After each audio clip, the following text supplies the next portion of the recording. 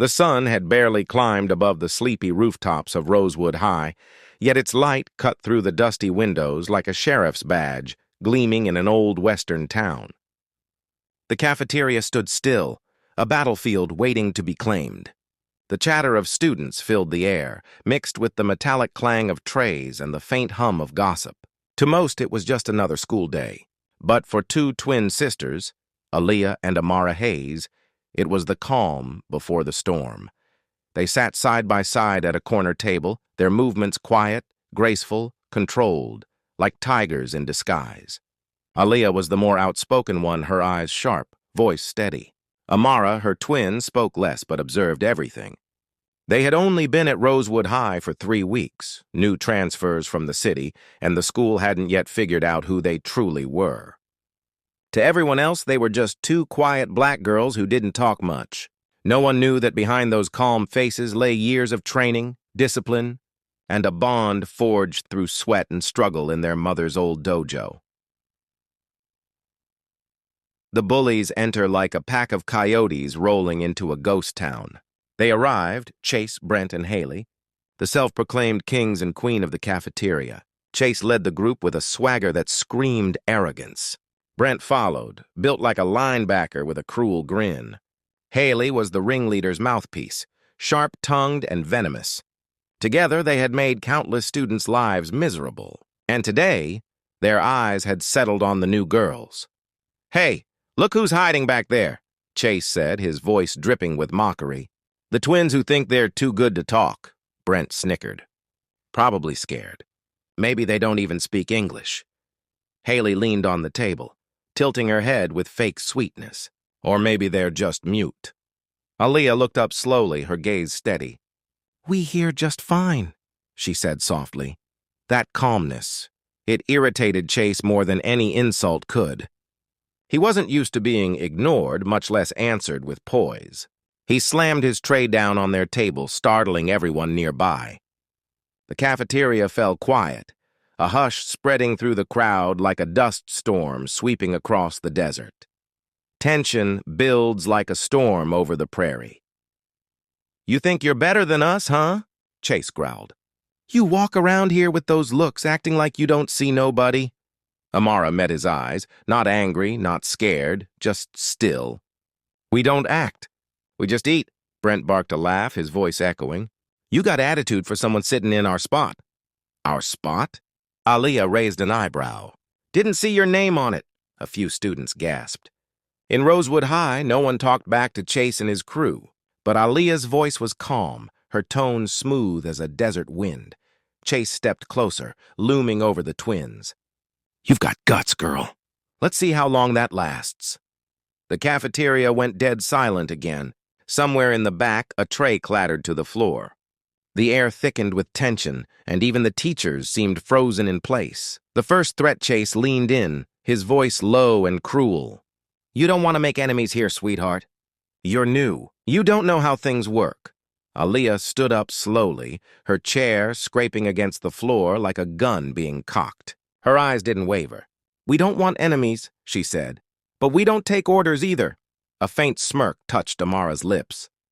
She was still seated, calm as the surface of a still pond, but her body was poised, ready. She noticed the way Chase's fists clenched, the way Brent shifted his weight, the twitch in Haley's smirk. Every move, every gesture read like a story she'd seen 100 times in the dojo. "You better watch yourself," Haley spat. "People like you don't last long here." "People like us?" Amara asked softly, her voice barely above a whisper. "You mean strong people?" The cafeteria buzzed again, whispers spreading like wildfire. Everyone knew something was about to explode. The silent warning Aaliyah placed a hand on her sister's shoulder, as if to calm her, but her eyes were locked on Chase. For a moment, no one moved. Then Chase smirked and snatched Amara's apple from the table, taking a bite before tossing it to the floor.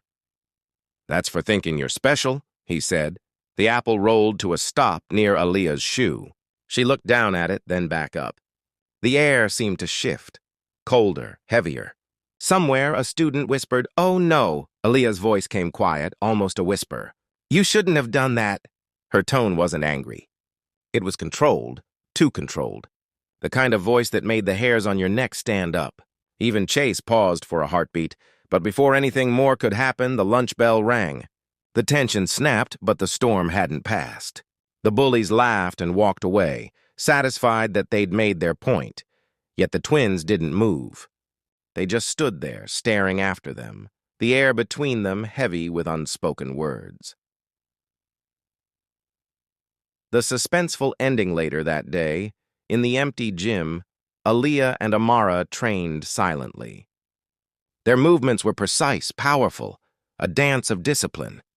Their mother's voice echoed in their memories. Never strike first. But when you do, make sure they never forget. Amara's eyes burned with quiet determination. They think we're weak, she said between breaths. Aaliyah nodded. Then let them learn. The lights flickered above them, casting twin shadows on the gym floor, two warriors in waiting. Outside, thunder rumbled. Tomorrow, the storm would come, and Rosewood High would never be the same again. The next day dawned heavy and gray, the sky swollen with clouds that seemed to whisper of reckoning. Rosewood High stood silent for a moment before the first bell rang, its halls echoing like a ghost town before a gunfight. Something was coming. Everyone felt it, even if they couldn't name it. The cafeteria, once buzzing with gossip and laughter, now felt like the main street of a frontier town waiting for the draw. Aaliyah and Amara walked through the doors with calm, steady steps. They didn't speak. They didn't have to. Their eyes told the same story. A storm was about to roll through, and this time, it wouldn't pass quietly. The bullies returned Chase, and his crew were already there, leaning against the vending machine like outlaws waiting for their prey. Brent laughed as he spotted the twins walking in. Well, look who showed up for round 2, Haley smirked. Guess they didn't learn their place yesterday. Chase cracked his knuckles, a grin spreading across his face. Let's teach them properly this time. A hush fell over the cafeteria again, the crowd instinctively backing away, forming a circle. The air buzzed with a strange electricity, like the charged silence before lightning strikes. Aaliyah and Amara placed their trays down slowly, eyes never leaving the bullies. The confrontation Chase stepped forward, his voice loud enough for everyone to hear. You think you're tough? Let's see it. Or are you just talk? Aaliyah stood tall, her expression unreadable. We don't fight for show, she said softly. That's perfect, Haley snapped. Then maybe you'll learn what happens when you don't bow down. Brent shoved Amara's shoulder roughly. She barely moved, only her eyes shifted up to meet his, calm and cold. Then Chase did something stupid, something that would change everything. He grabbed Aaliyah's wrist and yanked her toward him.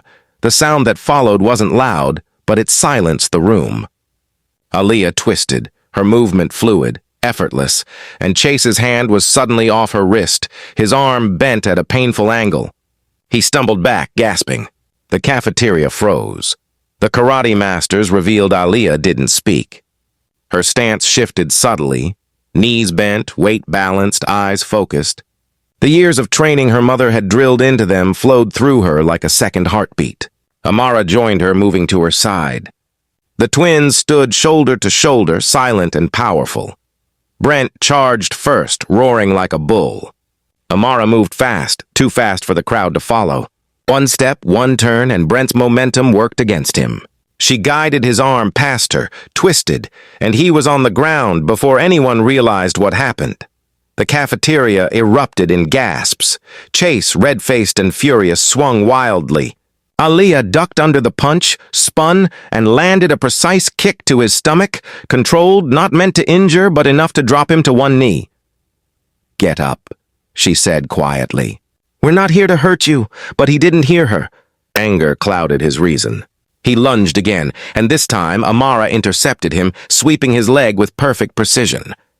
Chase hit the ground hard. Haley screamed and threw a carton of milk. It splattered harmlessly against the wall. The twins didn't even flinch. The turning point, teachers rushed in, shouting, trying to break it up, but they froze at what they saw. Not a brawl, not chaos, but discipline. Every move the twins made was controlled, deliberate, defensive. There was no rage, no violence, only focus. Coach Miller, who taught physical education, recognized it instantly. "That's Shotokan," he murmured, stunned. "Real karate." The bullies scrambled to their feet, faces pale and shaken. Chase tried to laugh it off, but his voice trembled. "You think this makes you special?" Aaliyah's voice was calm. "No, it just means we don't let people push us around." Her eyes softened. "You could have stopped this before it started," the crowd whispered. Phones were out, recording, but no one laughed now. The bullies, once kings of the cafeteria, stood stripped of their power. The aftermath, Principal Ross stormed in moments later, demanding explanations. Students spoke up, all of them. They told him everything, the taunts, the threats, the apple on the floor. For the first time, the truth came out. Chase, Brent, and Haley were suspended on the spot. But the twins? They were asked to stay. The principal's tone softened. "You handled yourselves with restraint," he said. "Most would have lashed out," Aaliyah nodded. "Our mother taught us control. Strength without control is just chaos." The redemption days passed. The story spread through the school, then the town. The twins weren't feared. They were respected. Students who had once been bullied began sitting with them at lunch. Even Coach Miller offered to start a self-defense club. Asking the twins to help teach, Aaliyah and Amara agreed. Not out of pride, but purpose. In the gym, as they trained a small group of students, Aaliyah said, "You don't fight to hurt, you fight to protect," Amara added. "And sometimes, the strongest thing you can do is stand tall when others expect you to fall." The final showdown one afternoon, Chase returned, not as a bully, but humbled. He found the twins after practice holding his backpack nervously. "I came to say sorry," he muttered. "You didn't have to do what you did, but I get it now." Aaliyah exchanged a look with Amara. Then she nodded. "We accept your apology. Just make sure you never make anyone feel small again." Chase nodded, eyes low. "I won't." He left quietly, leaving behind the last echo of the old Rosewood High. The legacy of the twins months later, the cafeteria looked different. Laughter filled the air again. Not cruel laughter, but genuine warmth. The twins still sat in their corner, but now others joined them freely. Posters of the new self-defense club hung on the walls. Strength with Honor, led by Aaliyah and Amara Hayes. As the final bell rang, the twins walked out together under the setting sun, their shadows long and proud. The sky burned gold and crimson, the color of endings and new beginnings. Aaliyah smiled faintly. "You think Mom would be proud?" Amara nodded. "She already is." The wind picked up, carrying the echo of their laughter down the halls like a promise. That no matter where life took them, they would always stand strong side by side.